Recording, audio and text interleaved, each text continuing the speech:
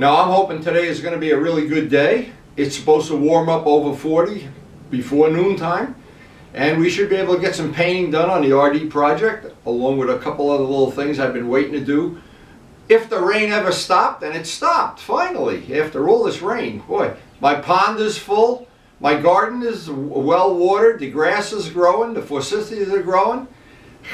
We've had enough rain. Thankfully, it's not going to rain for a couple of days. Now I'm waiting very, very patiently to get over this cold that both Karen and I have had. And if I wasn't sick like I've been for the last 2 or 3 weeks, I would even consider getting a ride today, but don't want to go out and the first ride on a new bike that I've got 500 hours of restoration in, go out and start coughing or hacking or something while I want to enjoy it. So the next step on our project is we're going to try to get the black paint on the RD parts and then straighten out some of that wiring when we do the assembly. That's another project. And then we have the final thing that I'm not sure we're going to get done, but I wanted to pull this wheel off the bike, make some kind of a stand for the back. I wanted to refinish that wheel black with the red stripe, and a stripe being that it matches the Suzuki and the E. I have some of that paint, and I thought that would be one of the projects for the future.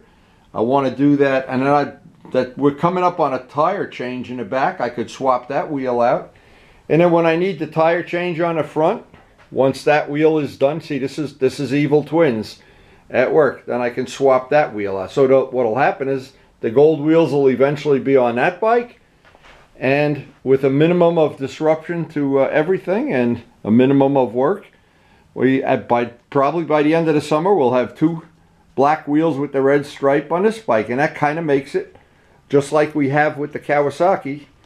We have the black wheels, we have the gold wheels, we can switch them out. That becomes our other Evil Twin. And we had a Ferrari bike, now we got an R1 bike, and our other Evil Twin bike, we had a red Ferrari, and I think you get the picture of the whole thing. But then there's the final thing. And that's something I originally thought I was going to do at the beginning of this year, but then the 650 project piqued my interest.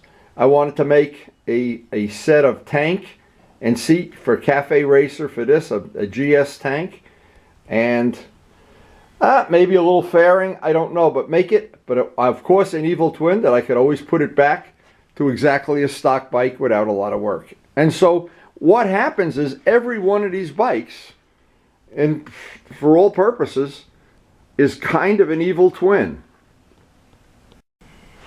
And this is a bike that I'm not sure, it was a very Casper Milquetoast bike. I don't know what you would call it now, but to me it's very unique.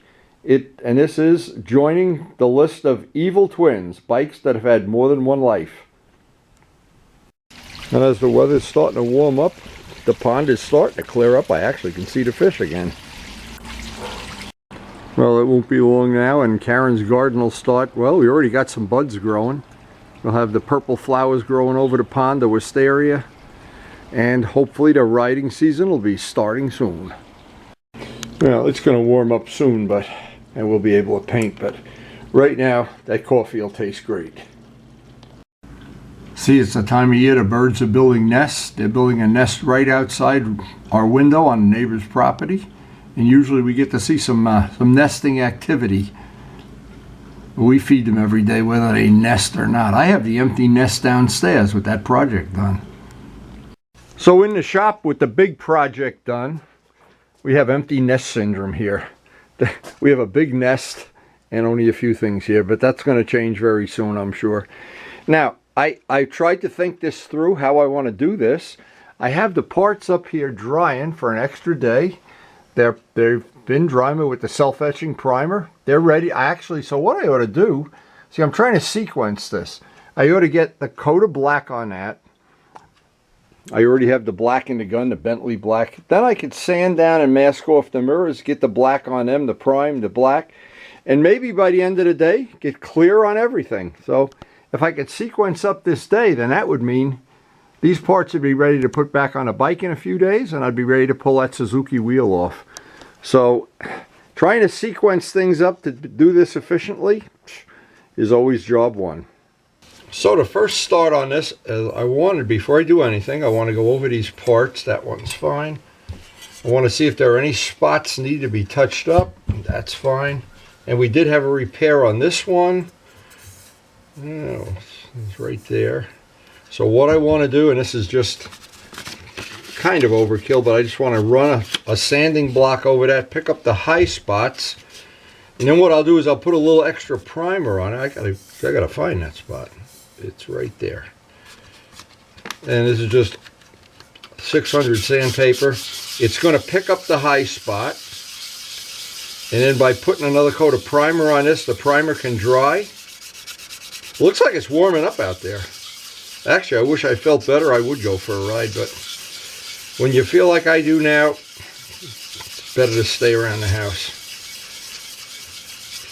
And all this is supposed to do, yeah, we got high spots on this, so let me wipe this off.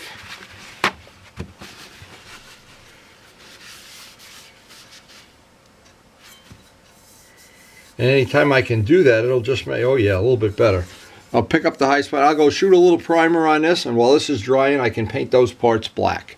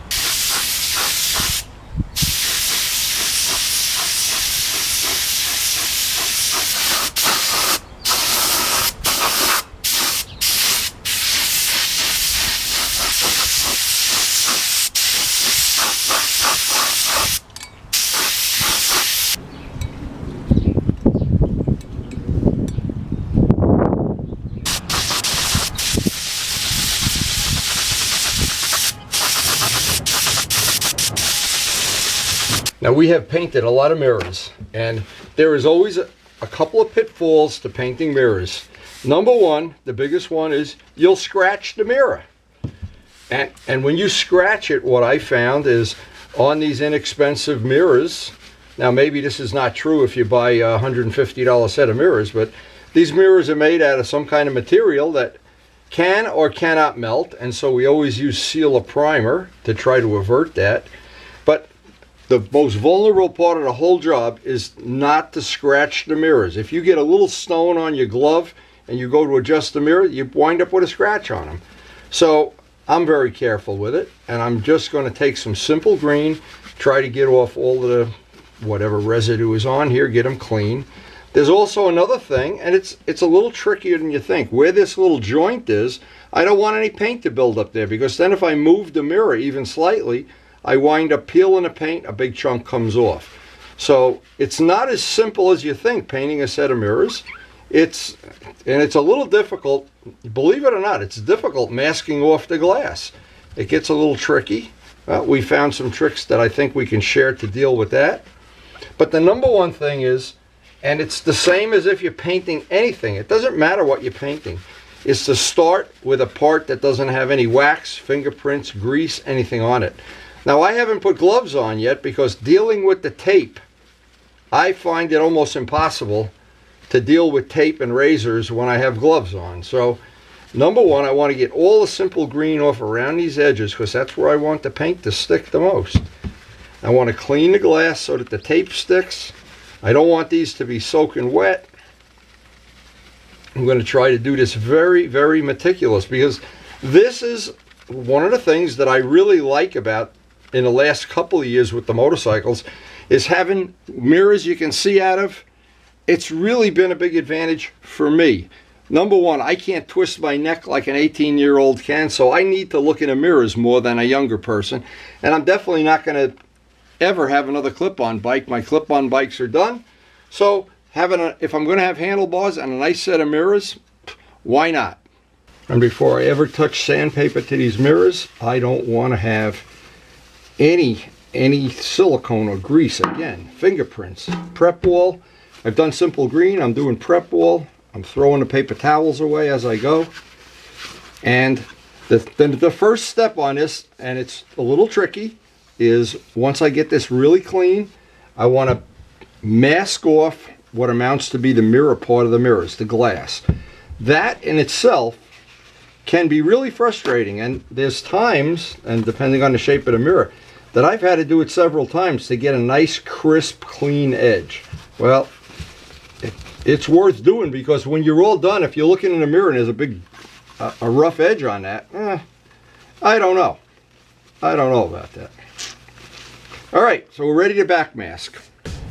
All right, now I'll try to pass on some tips that I learned about doing this. Use the widest tape you have, and try to, in other words, I wouldn't want to do it this way. I'll have too many joints. I want to do it in the widest way possible. And one of the mistakes to make is to think these edges are 90 degree, they're straight, they're not, and then you wind up with a little edge that's crooked. So what I try to do is using my fingernail, which I don't have any of, and well, I could never be a fingernail model, that's for sure. Anyway, I press that down as far as I can. Now, either one of these knives can be made to work, but the X-Acto is choice one if you have it. And to try to get it to go right down in the groove, using the glass as a guide. In other words, you don't want to go this way. You want it to go as straight up and down as possible. And sometimes you have to compromise that, of course. Now, once that's up, now I can get my fingernail in there, and I've got one edge done. Now, as it's one little spot there I don't like. Oh. Okay, that looks fine. Now, next piece. Again, I find it really difficult to do this with, not difficult, it's impossible for me to do this with gloves on. Now you get to the hard part, getting in these tight radius corners. If you leave the tape loose and go into the furthest corner away from you, furthest corner away first, and get your fingernail in there, press it down, get it down. Over here it's not going to be critical, but always in the furthest corner first. The tape seems to lay down a little bit better that way. And then using if you have a brand new blade, and of course if you're a modeler, you always have a new blade, but here we go. And then get your fingernail back down in there. It would seem like this is self-explanatory. You know what, the first time you go to paint a set of mirrors and you realize, wow, it's a little more involved than what I thought it was. And getting the corners nice, of course, a little more difficult than it looks. But the result is having these nice shiny mirrors, I think, adds a nice touch to the bike. And the mirrors are so cheap that even if you screw up 2 pairs and you only use 1, it's worth it. And we have a whole, just like we have parts for this RD, we have buckets of mirrors that I was not happy with. Boy, I had, especially for the FZR, I think I bought at least 10 sets of mirrors that mounted on the fairing, and every one was a little further out, but none of them did you ever feel like you could see what was behind you. Especially when you hear a police siren, that's when you always want to, are they catching me? Me? What could I have been doing wrong here? So again, I want to show one in real time. I'll do the other one off camera, of course. Use your fingernail to get down there.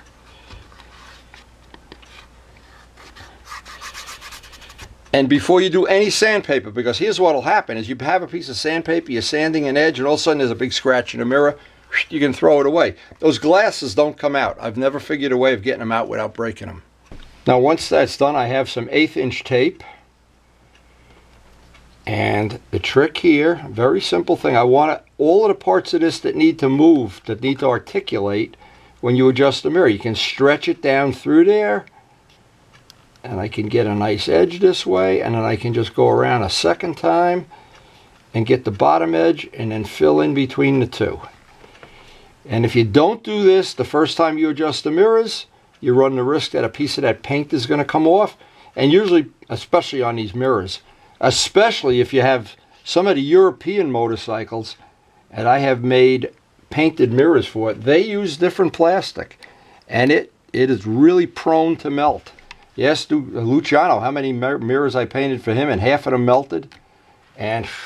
But there's no rhyme or reason, because plastic is a very variable thing. It doesn't always follow that if you do one and it worked, the other one's going to be fine. I've painted sets of mirrors where one melted and one didn't. And I mean melting, it turns to an alligator skin. Okay, so with that done, and we have this joint and that joint, now I'll do the other part, and then we'll come back to this, so we can start the sanding and the preparation. I'll also put some tape over these threads. I don't want to booger up these threads if I don't have to.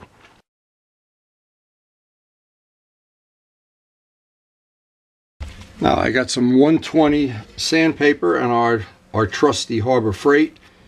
This should do a quick job of getting rid of that lettering. Now the idea is not to get deep scratches, just to get rid of that lettering.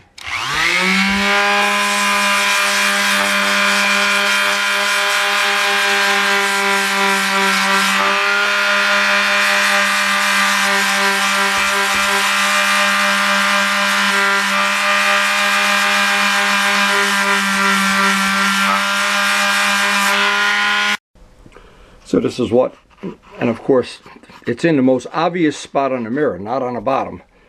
Okay, and the little palm sander took care of that. Now the rest of this I'll sand by hand, just with an ordinary soft sanding block, just to rough the surface up. I don't want it so rough, because these parts typically need more than one coat of primer. The first coat of primer will dry with all little hairs on it because of the scratches in the paint. So usually that'll be an overnight dry, or however long if we put it up by the heating vent. And then re-sand it with 600, say, and then reprime it to get a smooth base for the finish. But we're trying to sequence this, so something that the black paint is drying while I'm doing this. Then this can be drying while I'm working on putting the clear on the other parts. A good leapfrogging sequencing day. Now what I've got is a soft block, ordinary 400 sandpaper. Nothing tricky about this. I could have done this wet. I wanted to do it dry, see if there was any advantage. Doesn't look like there's any advantage. It takes the same amount of time to do it both ways. Everything on the part has to be dull and etched, and it's just like everything that we do. It's just labor, and if you don't want to do it, it's a good idea not to even try, because once you get involved in these projects, they take over your life. And you dream about them and think about them, and you turn into windy, and you don't want to do that. Holy mackerel. Anyway, every part of this, now the reason I wanted to show this, I want to tear a piece of this off. I want to even get these parts here.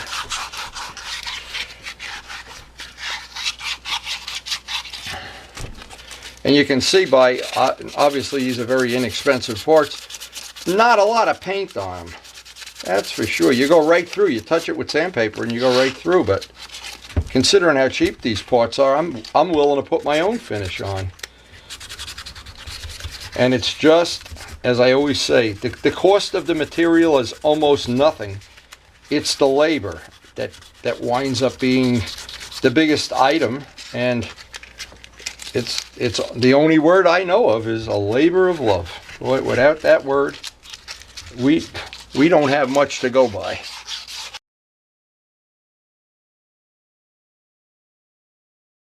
Give it one final wipe with prep wall, and we'll be ready to put some primer. Now we need, anytime I paint plastic, I want primer sealer. I don't want just primer, I want primer sealer. So it doesn't guarantee we're not going to have a problem, but it minimizes the chance. And if you just use regular primer, yeah, sometimes you get away with it. But then when you don't, you've got a heartbreak hill to get it back. You got to get rid of all the old finish.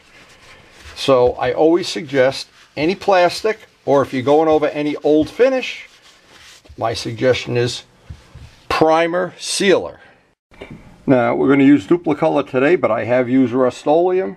But here's the whole trick: primer sealer. This will help seal against the thinner from the black paint going down in and melting the plastic. And as always, 2 or even 3 thin coats, not one big globby coat with runs. That is a little thing I learned years ago when I had several bikes in the shop at the same time. I ran out of ice grip pliers to hold parts. So what I did, I came up with this little system of just putting a couple of rubber bands on this, and and when I really was desperate, I'd wrap tape on and stretch the electrical tape, and it works fine for holding parts. So if you just happen to run out of ice grips, or if like me you're always doing multiple projects, that's a good little tip.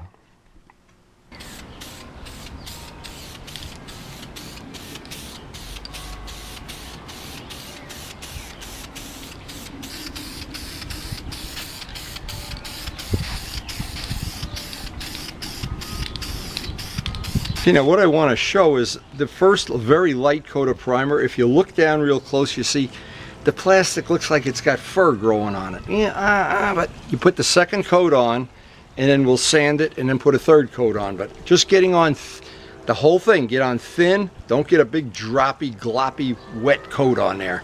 And because of the sanding scratches, the little microscopic pieces of plastic, they come up like hair, but they get buried in the second and third coat of primer. And the first time I did these, a set of plastic mirrors, and I saw that what I call the hair or the fur growing on a plastic, I said, oh, I panicked, and I thought, oh my God, I'm never going to get them painted. But you know what? You just have to bury it in primer. And sometimes it takes more than 3 coats, depending. You never know with plastic, because no 2 batches of plastic are ever, especially when these things come from China. You can imagine what's in there. They throw in some chopsticks or something too into the batch of plastic. But it just takes patience, and in the end, it'll all work out just fine. So these are drying in the sun, and you can see how rough they are and pebbly. And as I get a second and a third coat of primer on that, and I want each coat dry at least 20 minutes, minimum 20 minutes. But the sun, it's warmed up out here. It's probably 45, it's probably going to 50 today. So, because we're sequencing up the day, everything's drying up out here beautifully. I think we'll celebrate and have a coffee break. You know, everything's drying out there and we can celebrate. That's a good way to celebrate. Alright, so the coffee, this is all dried up then. Now see that lip along the edge? That makes a precision fit down into the chrome ring that goes around it. So what I want to do is just very carefully put some blue tape and try to get that. The purpose is so I don't build up a lot of clear in there, because I am going to put quite a few coats of clear, 3 or 4 coats of clear. I don't want to have that build up to where that lip doesn't fit right. I want to maintain that fit as tight as possible. Okay, that edge is taped up now, so that should keep the paint build up to a minimum. And we're ready to spray some clear.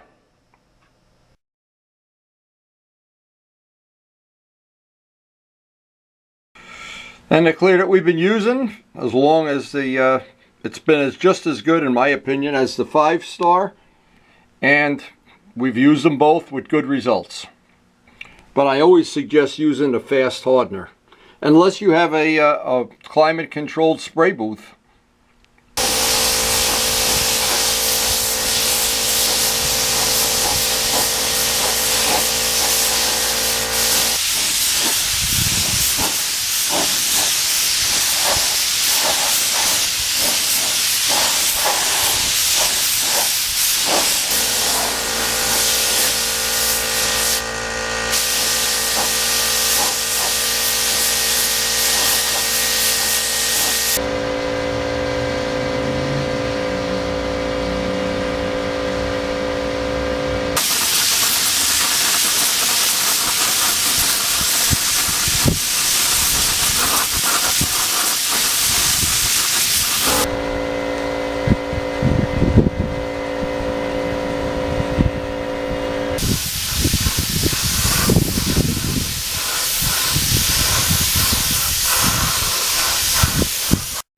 Now, because of some good sequencing and the fact that it's warmed up, well, it's just as warm out here as it is inside the garage. I figured I'd let them sit out here for a few minutes and just look at the beautiful, beautiful day it's turned out to be, and 20 minutes from now, we'll get a second coat on that and maybe even a third coat.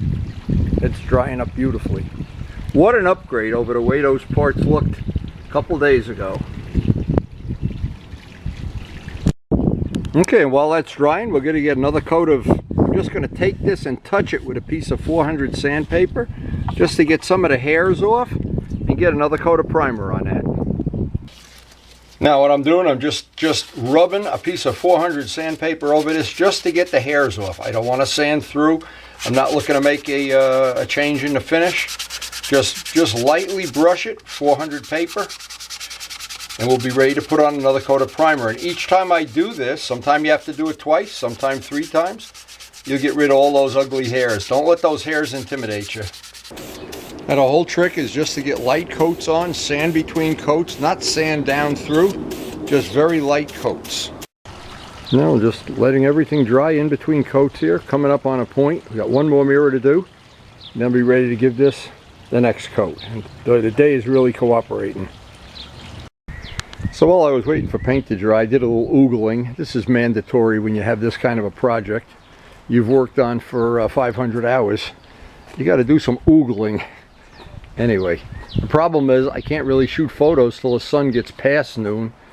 When I've taken pictures this time of the day, there's just so much reflection, everything is washed out. So I'll wait to the end of the day and do some more pictures. I'm still looking for to get some really nice pictures with a sunset in the back or something. Yeah, these parts are just ready for another coat of clear. And we're going to see how this dried up, if we have any. Oh yeah, that dried up beautiful. See? Most of that hairy issue is gone. I think one more sand out and one more primer on it. I may even get that in black today. I don't know how the day is going to play out, but since we're sequestered here in Rutherford, we can't leave the property, so because of the virus, we'll make the most of what we can do.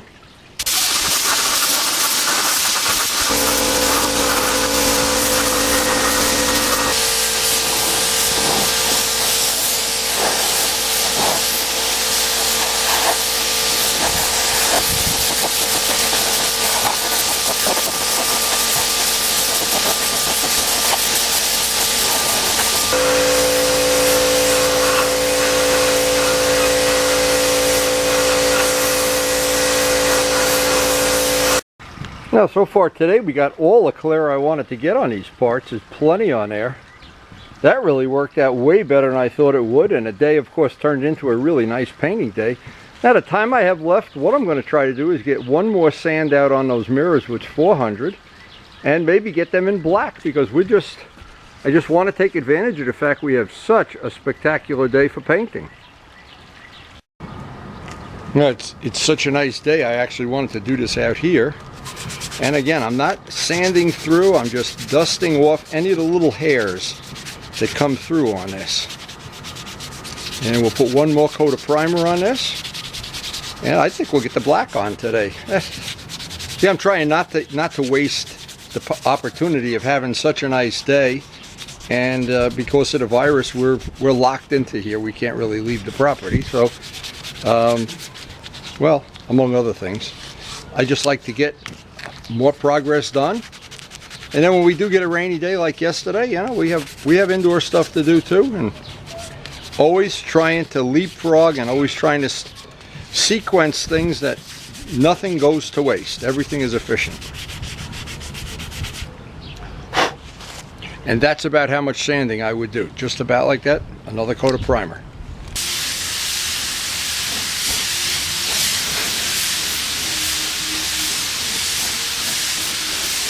Well, the way this day played out, it looks like we're even going to get the clear on the mirrors. When you have a good day to paint like this, you really don't want to waste it, that's for sure. And the parts with the clear on them, wow, speaks for itself. Now while I'm waiting for the paint to dry, I'm trying to come up with a system. See, this you wouldn't think would be that difficult, but it's just a little, I want to make it as easy as possible. I guess I need like a milk crate or something, because once I take, see, this is like a logistics thing. Once I take that wheel off, and then that I need to rest that on something until we take the other wheel off the other GS and put it on there. So I'm thinking a milk crate might be the answer. See if any of my neighbors have a milk crate or some cinder blocks. I have the wheels off the other bike, and what did I do over there? I used cinder blocks. But once you start taking a bike and dismantling it, well, you got to find a way now. My wildest dream was to have two come-alongs so you could just pick the bike up and do this.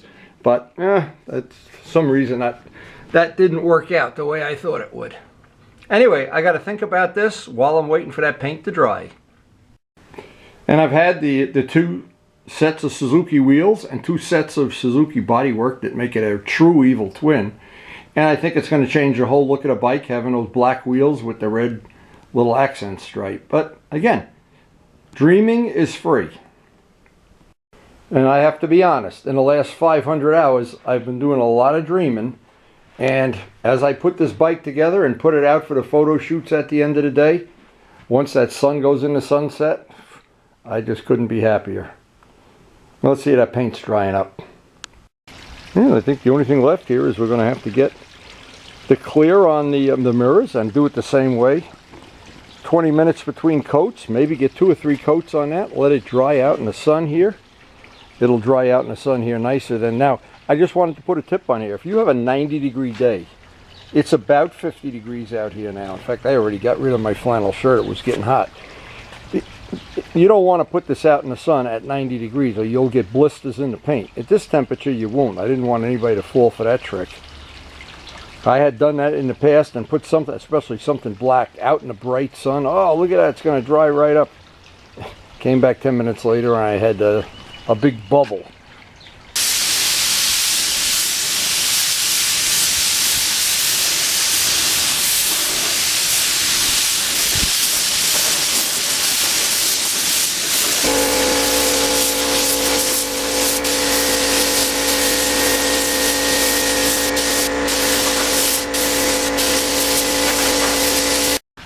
Well, I don't think this day could have gone any better.